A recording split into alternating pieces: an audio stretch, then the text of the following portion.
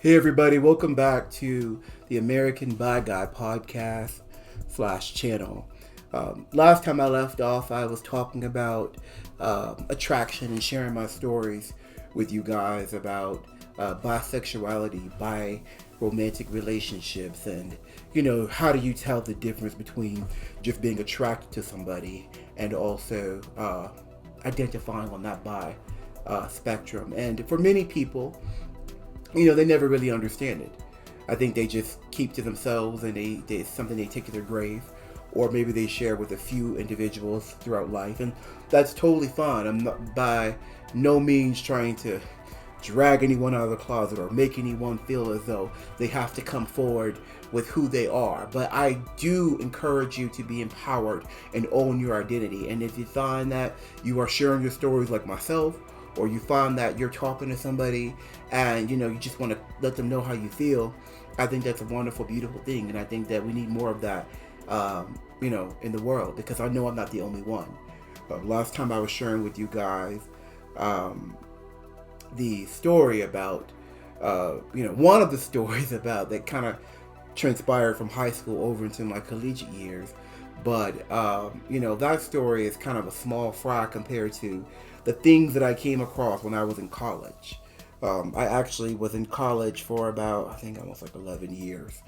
I went to two undergraduate institutions, and I went to grad school and subsequently law school. And during my collegiate career, I met a lot of people within the institution and outside of the institution. And what I can say is that, of course, you know what I always say, people are bi.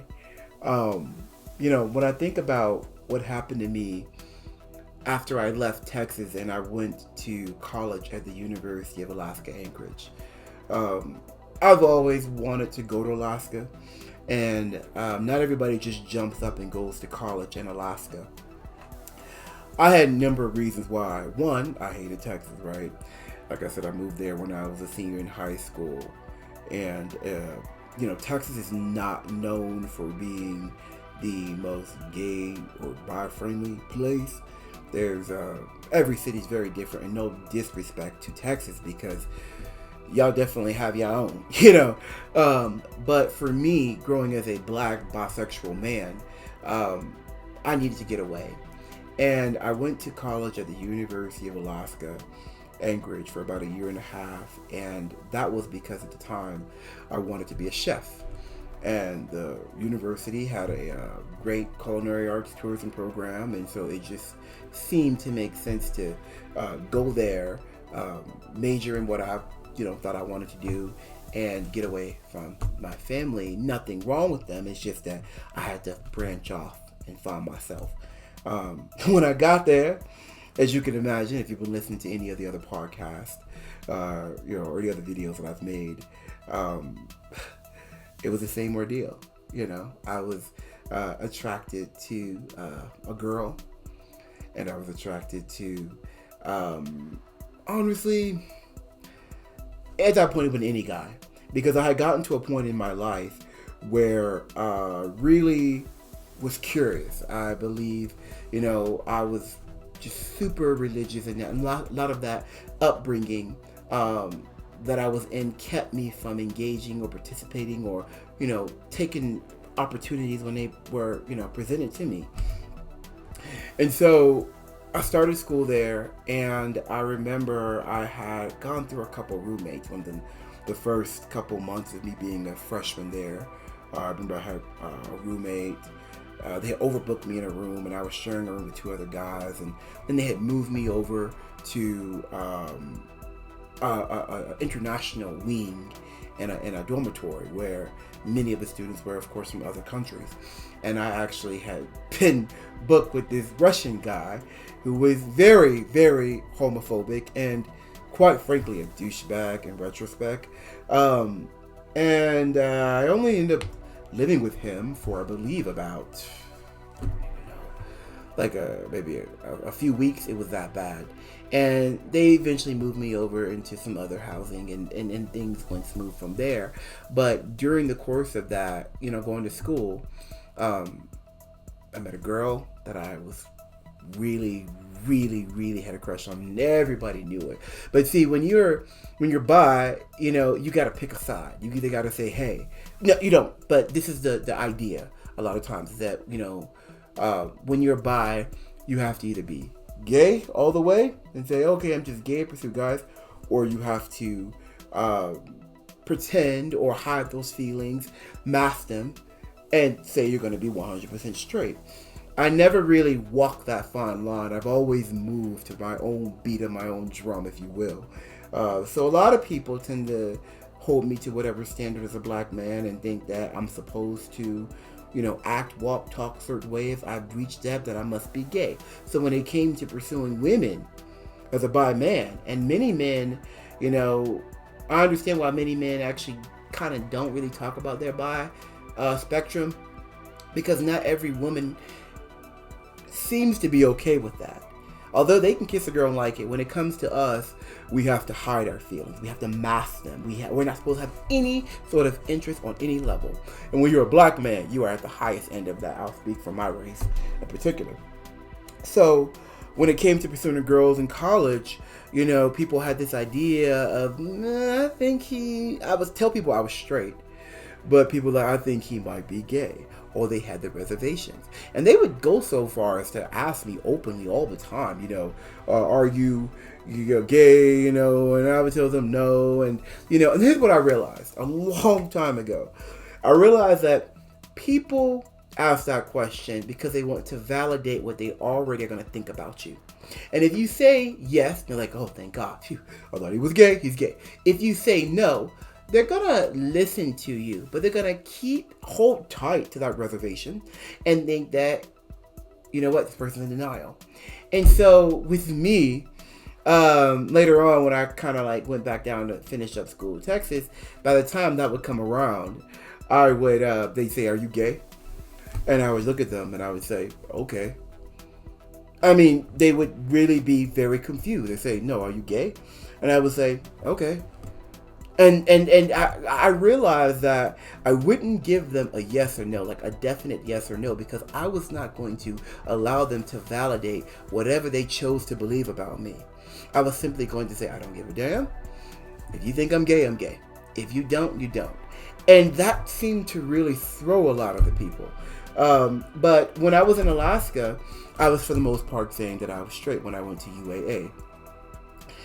And I remember there was this guy in my culinary arts program, and we took a class together, and man, it's been a long time as I thought about this, but I'm glad I'm talking about it because, like I said, it really helped me, and I'm sharing this I'm not exposing anybody, but I'm sharing this, like I said before, to reiterate that you're not alone, and that, these situations that you're experiencing, these stories, what you're feeling. So I met this guy in my program, and he said he was a heterosexual male. And I remember he kind of had come from a broken home, but he was in school, and he had worked part-time at a diner. And I recall that he was from Alaska.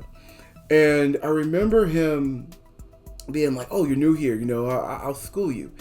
And we started talking one day about Mortal Kombat. Like, anyone who knows me knows that I don't have time for video games, but some of the video games I do enjoy, the few, is Mortal Kombat. And I was like, yeah, man, I got Mortal Kombat back in my dorm with my roommates. He's like, yeah, man, let's go back and, bro, we'll play it and have a good time. And truth be told, I was really attracted to the guy. I mean, I was 18 years old at the time, 18 or 19, and I was ready to be, to lose my virginity. I was like, I'm ready to do this, with a girl, with a guy, whichever one, is going to happen. So this guy's a white guy, and he was about my age. And like I said, he came from broken homes, so he was always working at the diner. And I remember he would say, man, we had an 8 o'clock class. He said, man, I get off at like 6 in the morning.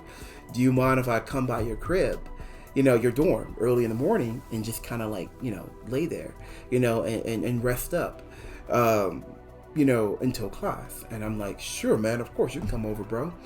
So he proceeded to come over, whenever we had that 8 a.m. class early in the morning.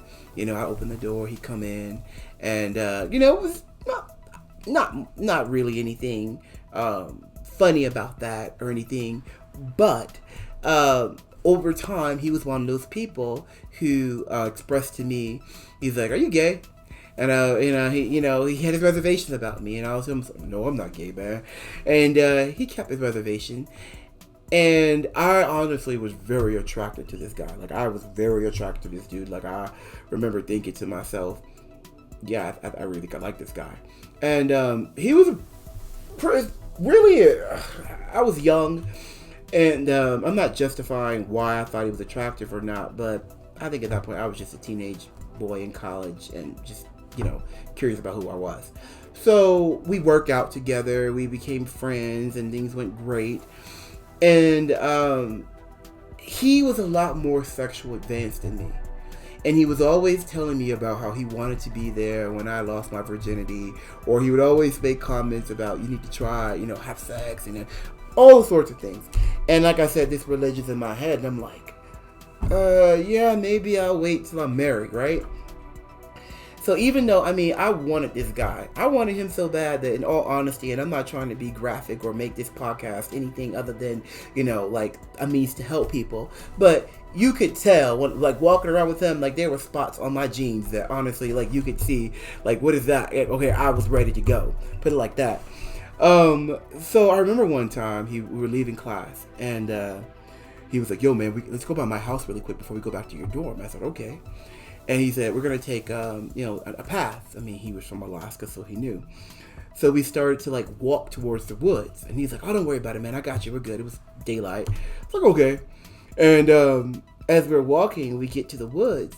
And he looks over at me. And he says, I just wanted to get you into these woods so I could, I could do some things to you. And I remember, even though as much as I wanted this guy, right? At this point, I'm dumbfounded. I'm flabbergasted. I'm like, wait, what? Is he actually saying this to me? I think he maybe had a suspicion, but it was one of those... he obviously was expressing some sort of interest. Whether he kind of did it, like, laughing, ha ha ha ha ha. But he already kind of knew that I was pretty sheltered and that I really hadn't done anything with anybody because I told him I was a virgin.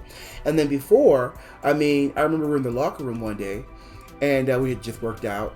And like I said, I had a thing where I could never undress around men because I was afraid. It was a lot of that to do with my body, but I also couldn't control myself sometimes. Like I said, popping a woody, right?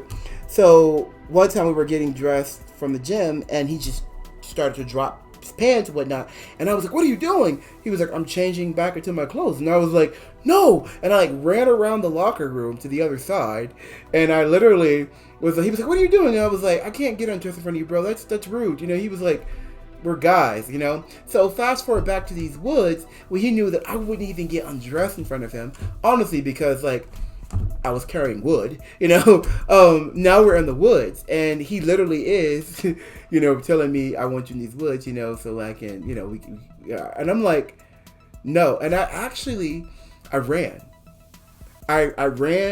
from him. And I didn't know where I was going because I'm in the woods in Alaska and I'm like, I don't know where the fuck I'm going, So I'm just running like, no. And he's laughing like, ha, ha, ha, ha. And then we get to his house and, he does what he has to do, shower or whatnot. And I'm sitting in the living room and I'm just like, why did I run? This guy has clearly offered himself to me, whatever, or he's kind of opened the door. And, this guy, like I said, he's identified straight. He has all these girls. He's a fighter. He's always having these, like, cuts and scrapes on his face, from, like, getting into different brawls or whatever, or fights. And now we're sitting there. I'm sitting there, and I'm like, why didn't I do this? So we proceed to go to my dorm. We get back on the bus, we go to my dorm. And I think at that point he offers, actually I know this is what happened. He says to me, you know what, man, I really want you to, experience what it's like to be intimate. And I was like, yeah. He was like, I'll get a girl. And I'm like, no. And then he jokingly says to me, all right, bro, I'll give you a reach around. And I'm like, what? I'm like, what? He's like, I'll give you a reach around. And I'm like, I don't know what that is. I don't know what you're talking about. And he's like, you don't know what that is? And I'm like, no, I have no idea what that is. And he's like, it's when, I get behind you, and when I'm done, I'll reach around. And I'm like, oh my God, no, man, no. I tell that story because, one, like I said, I'm really thinking about, my life. And this guy was really making passes at me. And I, at the time, really was interested. And I denied myself, my feelings. And I also told him no. And I'm not, we always think about life like, what would you do over if you could, or would you handle situations differently? I'm gonna be honest with you. I would have probably handled it differently if I knew I was going to be the guy that I am today. But I know what it's like, for a lot of men out there that may be, single, married, dating somebody, or in some sort of relationship, and to have to deny their feelings, even if they aren't in a relationship, to have to openly deny who they are or what they're feeling as much as they may want to, because they're afraid to live in their truth. I've always had issues. Well, I don't have many more, but when I look at my life, that locker room situation, that was an ongoing thing, and I've always seemed to be somebody who was subjected to whatever somebody wanted to say to me, either they came on to me, whether I wanted them to or not. And so there's a lot there, and I don't want anyone to go out here and take my advice that, oh, I should go out here and sleep around, or next person offers something to me. No, don't do that. And for a lot of men that are bi, they generally don't open up like that, off the bat. They probably won't even say anything at all, really. But what I'm saying is, I've been dealing with this for a very, very long time. I remember even when I was in high school in Maryland, there was that guy that I told you I had a crush on, right? And same time I had a crush on a girl. And I remember Jim would come at the end of the day.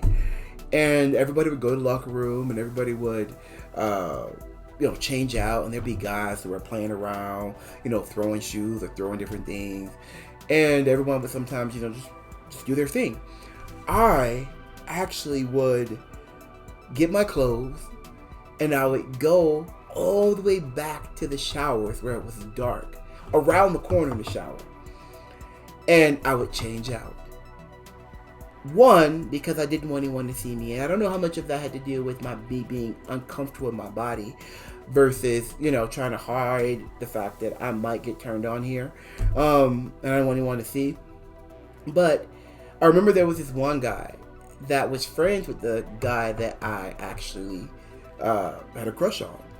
And that guy that was friends with my crush, I remember being super jealous, but I never said anything because they would just be friends, and they would change out next to each other and whatnot, and that was that.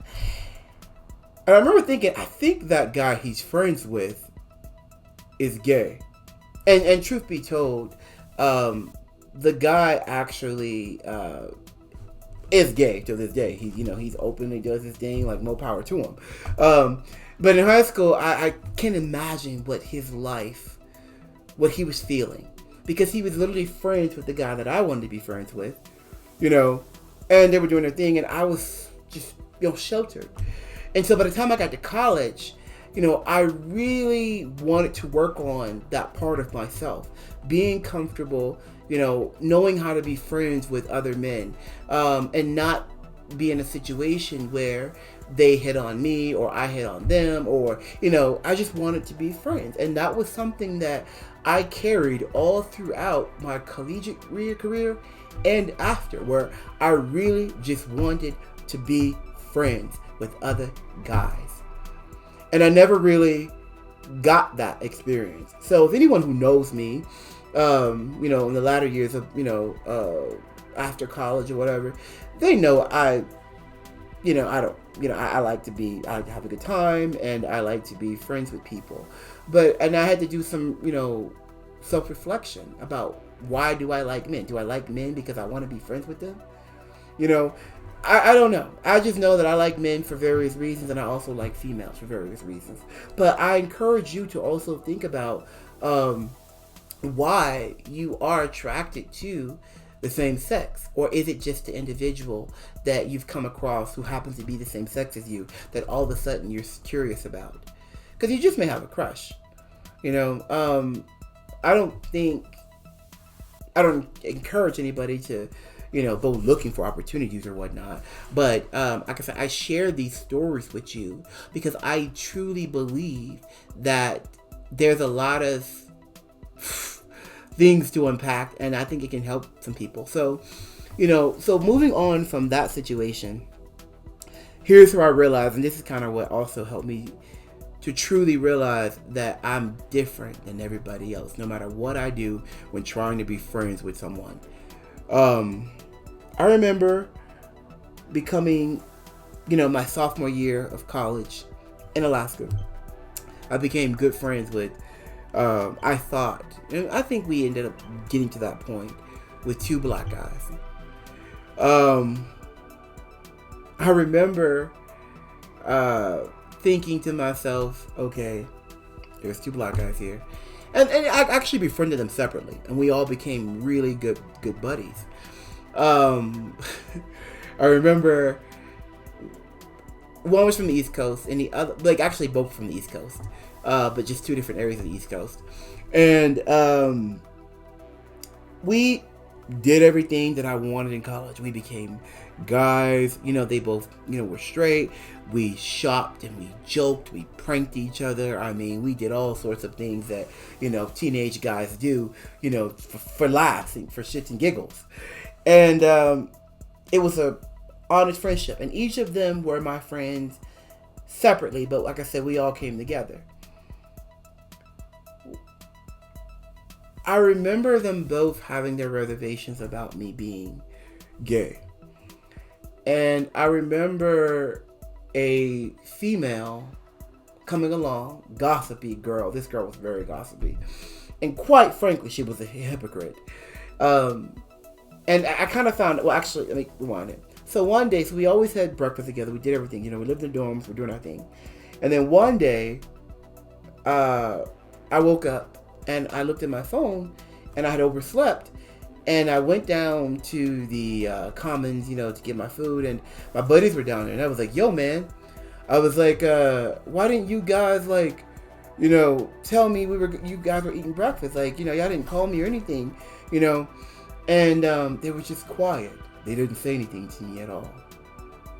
And I said, and they were playing pool because they had already eaten. And I was like, guys, we're really good friends, I don't understand this, we stay up all night, we prank each other, we knock on each other's doors, we do all sorts of things. I didn't understand. And I felt for the first time in my life that I actually had a normal guy friendship. And they kind of looked at me, and they were just kind of mean-mugging me. And I was like, something's up. And finally, one of them says, I'm not gay. And I was like, what do you mean you're not gay? Nobody said you were gay. What the hell is going on here, I mean, we joked and called each other gay here and there with no big deal. And like I said, they had their reservations about me. But as far as I was concerned, it never stopped them from being my true friends. And then the other one's looking at me. He's like, yeah, we ain't gay. And I was like, okay, what is going on here? Because at this point I am truly, truly, truly confused. And they said to me, they could see that they kind of caught on that I really wasn't catching up and that I was very confused. And I was like, what is going on? Did something happen? And then one of them says, a little birdie told me something. And I said, what? A little birdie? What are you talking about, man? And the other was like, yeah, a little birdie told us something, about you. And I was like, what do you mean, a little birdie? What are you talking about? Like, I've been friends now for like a year or something like that. And he says to me, one of them says, well, I'm not going to tell you who little birdie is, but little birdie said that you became our friends.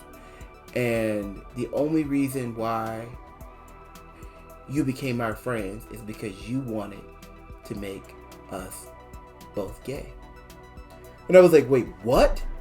And I remember being so confused. I was truly lost and flabbergasted. I just remember running out of the cafeteria straight to the men's bathroom.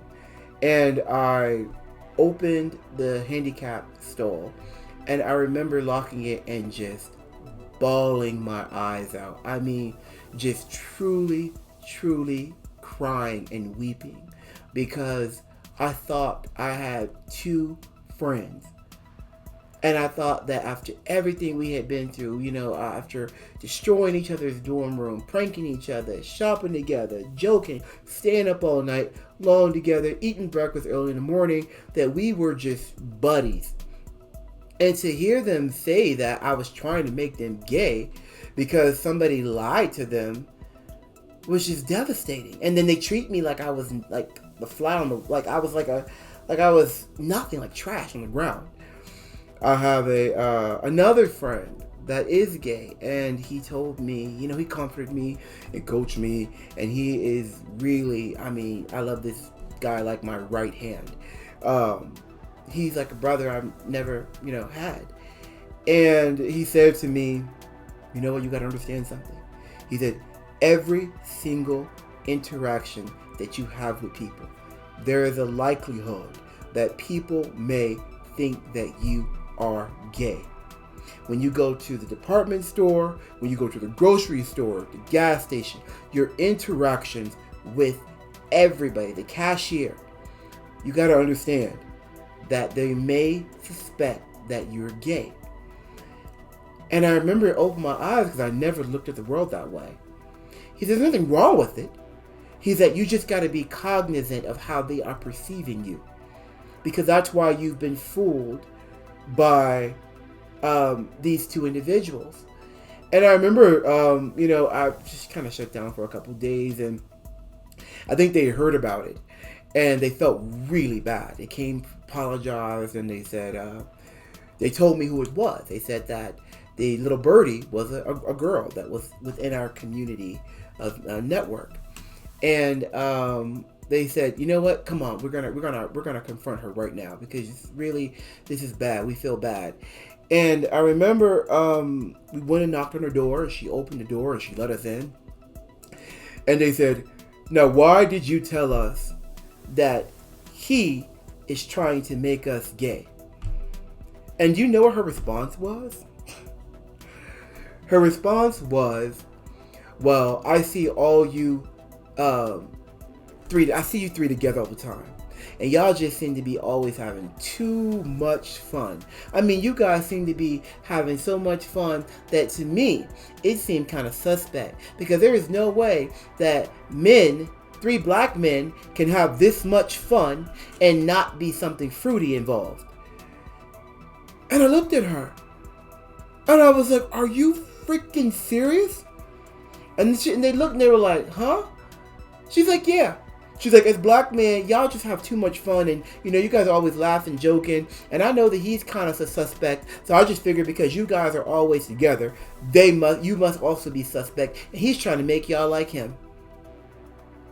And I was like, there was a few choice words that I'm not going to repeat right here, but what makes the situation worse, because there's two more foes we got to talk about, is that this girl, who identified as straight, was caught sleeping around with some girls some openly lesbians who confirmed and told me and some other people, and we also seen her go to her room at night and give great reason, aside from her actually confessing, well, not the other girl confessing, that she was sleeping with women. So it reiterates that concept where it's okay for women to be able to have bi encounters, but not men.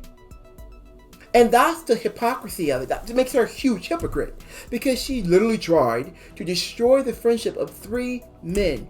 It was just, nobody had done anything gay that was like, kissing, sexual at all. We were just friends. We joked around about, this is gay, this and that, but there was nothing there at all to make anybody feel any type of, way. However, the other piece to this puzzle is that when these 2 individuals that I call my friends heard about it, they immediately believed it. This lie that this hypocrite put out there in their ears, it resonated with them on some level that was so deep that they had to make sense and rationalize how they could be friends with me and feel the way they felt about me as my friend, but at the same time, there was something deeper there that they didn't understand, but they thought that I had planted it there.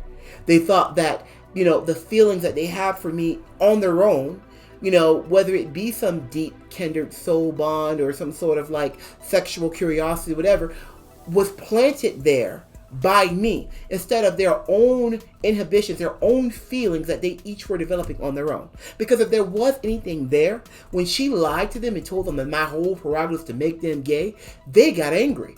They believed her, not their friend, and they justified how they felt based off of this lie, thinking that, oh, I'm part of some sort of subterfuge. I'm part of some sort of plan. He's been trying to make me feel this way. When that was not the case. I was just their friend because I just wanted to have some friends. I just wanted a good college experience. Joking, turning up each other's dorm room, pranking each other, staying up all night, playing video games, eating breakfast in the morning, eating late. That's what I wanted. That's what we had.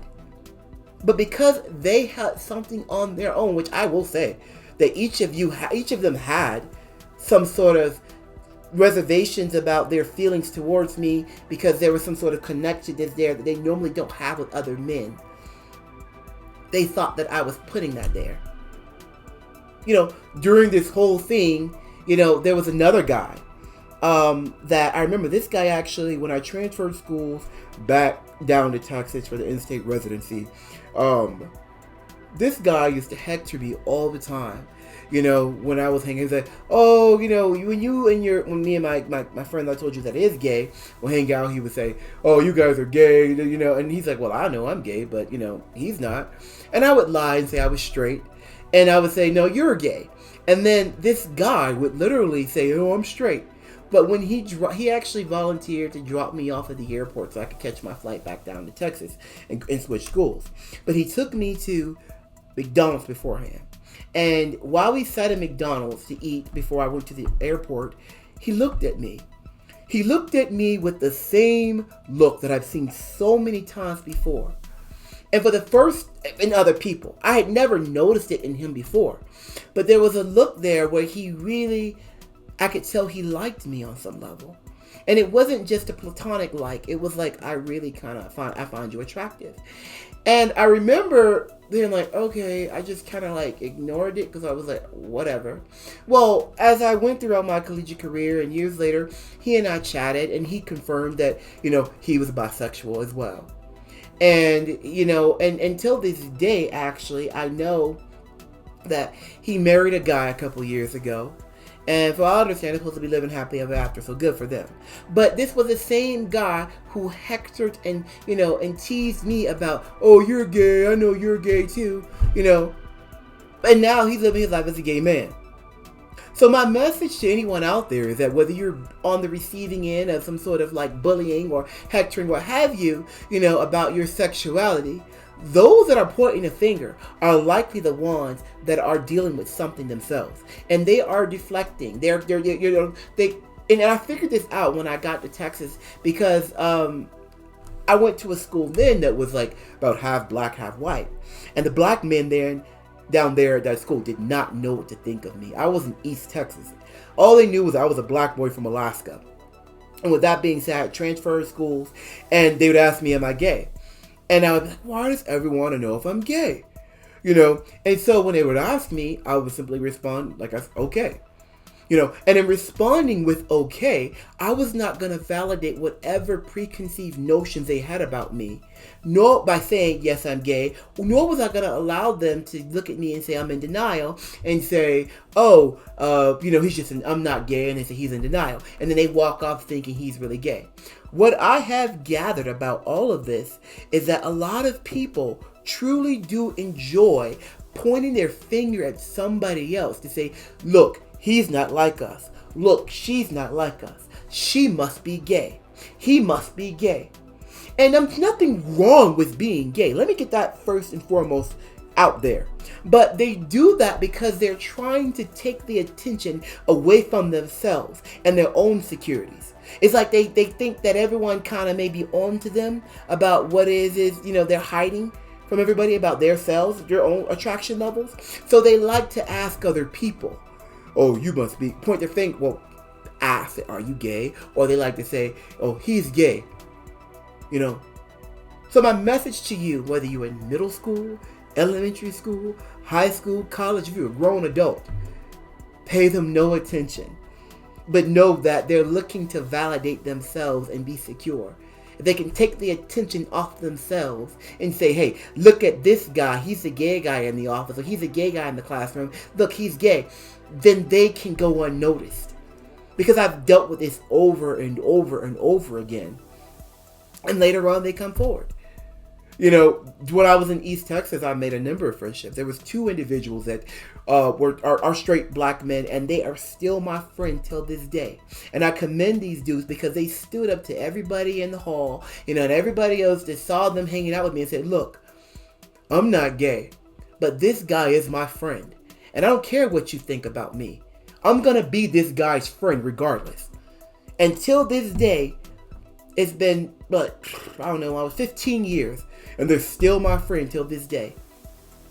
And they were, and I commend them. And so, I think about others, though, who, did the same thing like I've dealt with before. I remember there was this one guy, and I did like this guy. This guy, he was a black guy, and he ended up, we met somehow, and then we ended up having class together, and we would have lunch with our friends, and, at that time, I was getting to a point where I was like, it's almost like you have sometimes when you acknowledge that you have a same-sex attraction, it's almost like you can kind of gay out, if you will, or, that's typically how it goes, where when you start acknowledging it, you kind of just go completely that way. And you really don't look at, the fact that you are bi. And I remember telling this guy, like, yo, man, I really like you. He was straight. And I didn't just walk up to a random straight guy and tell him that. We had, studied together. Many times we took class together. We hung out together. We generally enjoyed each other's company. And of course, we did this classic thing of we're studying alone in the room with each other. And we are staring at each other's eyes. Like we're about to kiss. And we never kissed, we never did anything, but he knew I was very much attracted to him, and there was a spark there. I don't have to explain the human chemistry of a spark between 2 individuals, whether it be male and female, or female and female, or male and male, but there was definitely a spark there.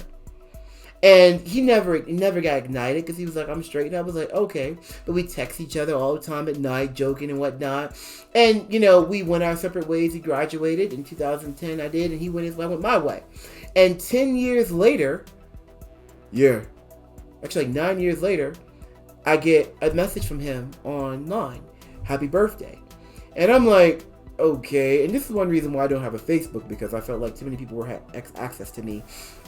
And so I say, thank you very much. I left it at that. I actually was in Utah, going to some sort of pride and doing the Old Town Road, doing my thing with Lil Nas X song, which I'll talk about him another day. But I accepted it, and left it at that. But he was like, hey, man, I haven't talked to you in about, in a long time. We haven't seen each other in almost 10 years. My wife and I are going to be coming to your city. and I want to know if you want to meet up for dinner. And at that point, I remember thinking to myself, well, one, not really, because I have grown so much from the last time that me and you met. Two, I'm not interested in you like that, and I know what you're about. I know that you're bi on some level. I know that what we felt and the spark that was there. And three, you really ain't the same. I mean, I'm not gonna say the same because I'm not that vain, but when it comes to attraction, it won't happen. It was not there. Okay, he did not look the same from the person that I remember having a crush on when I was an undergrad in my 20s. Okay, but he wanted to meet up. So I said I could be rude or I could meet up with him. And I was like, okay, you know what? Sure, man. When you come to town, hit me up. We'll meet up. So I meet up with him. And the whole time he's looking at me, here and there with that twinkle in his eye. That same twinkle that I seen in college, I seen in undergrad and individuals, I seen in high school that I had been dealing with my whole life. And I could tell that he definitely, felt some type of way about me. That this guy fell on the bi spear. And he was still there, like I was. But I had moved on. And I remember, I wasn't really interested. I remember I said something to him via text. And I was like, I know how this goes, man. This is where, you start to, try to play off old feelings and you want me to flirt back with you. And he was like, no, not at all. Okay, so when I stopped responding, then he started sending me memes about gay sex and or being bisexual and how, how awesome it is and whatnot. And I'm just like, here we go. See, he doesn't realize that this is not my first rodeo. And that's why I'm right here in this video and on this podcast telling you about my life as the American bi guy, because I know for damn sure I'm not the only one. I see it every day. I've been dealing with it, and I'm going to keep dealing with it. I'm going to live in my truth. And I feel like there are more people that live in their truth. They'd be a lot happier, come to terms with who they are. I'm talking about men, because women have that space. Katy Perry really talked about some things. Madonna made out with somebody, I forget who, on stage, some other girl. And we could talk about that all day long, as far as like women, but having that space. But we really don't talk about men. How, Lil Wayne kissed a baby in his mouth or something like that. See, the black community is not ready to have that conversation. But I'm a black man, and I am ready to have that conversation. And I'm very well qualified to be able to speak on it. I've lived it. People are bisexual. And you just gotta accept it. So whether you are in elementary school, whether you're in middle school, whether you're in high school, college, or in the office, you are who you are. Each day, maybe you'll find out a little bit more about yourself that you didn't know before. Maybe your bi formula will change. Maybe there are days where you're just not into anything same sex at all. Maybe there are days where you're completely 100% into that. Maybe there are days where you're only into the opposite sex. You are who you are. But there's no need to play games with people who know who they are. There's no need to be dragged along on this whole I'm going to do this to get his attention. No. Because straight men and men who are hiding will play that game with you and keep you in a mental prison or keep you in a box. And you have to break out of that box. Don't let them put you in a box. But they will. So that's pretty much, a few of the stories that, that come to mind. There's more to it. I learned so much in Texas, about myself, about people. I remember this one guy who, became, I was like, okay, cool. We're really, really good, play games together and everything. And, he was like, I'm not gay. And I'm like, okay, you're doing and saying some things that make me kind of a suspect, but whatever, brother. I don't really care. I don't think you are. Whatever. And he was dating these girls. And I remember his sister came to me one day and said, you are friends with my brother. And I said, okay, yeah. She says, if you suspect anything about my brother, I want you to know you're not wrong. And I was like, wait, what? She said, I want you to know you're not wrong. I caught him I walked in on him one time in an act. And we were younger. And I was like, okay, I did not need to know that. But, she felt the need to tell me that. And, he and I actually stopped being friends because he felt the exact same. I guess, honestly, I needed to focus on school and I really have time to entertain this nonsense. But he ended up, going his own separate way. And we speak here and there, today. But I really don't have a need to talk to him. I'm just kind of like, hey, what's up? How you doing? You comment on my stuff. We leave it at that. But yeah, people are bisexual. And, sometimes you have people too that want to keep you along as a third wheel.